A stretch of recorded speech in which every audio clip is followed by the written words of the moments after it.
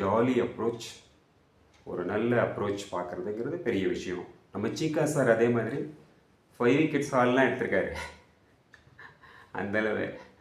அதனால் ஸோ இதுதான் இன்னொரு விஷயம் தெரிஞ்சுக்கணும். ஸ்டூடெண்ட்ஸ் எல்லோரும் நார்மலாக என்ன சொல்லுவாங்க, அகடமிக்ஸ் இருந்தால் ஸ்போர்ட்ஸ் இருக்காது, ஸ்போர்ட்ஸ் இருந்தால் அகடமிக்ஸ் இருக்காது. ஆனால் சீக்கா சார் அப்படி இல்லை. Is an engineering graduate. கண்ணுங்களா, யார் சொன்னால் ஸ்போர்ட்ஸில் இருந்தால் படிக்கக்கூடாது, இல்லை படித்தா ஸ்போர்ட்ஸில் இருக்கக்கூடாதுன்னு அது இருக்கான்னு? அப்படியெல்லாம் இல்லை. நிறையா பேர் they can achieve both in academics as well as in sports.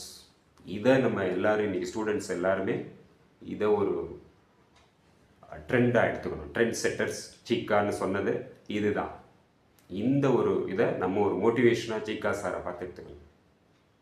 கரெக்டாக? ஸோ அடுத்த எபிசோடில் சீக்கா சாரை பற்றி இன்னும் இன்ட்ரெஸ்டிங்காக பார்க்கலாம். தேங்க்யூ.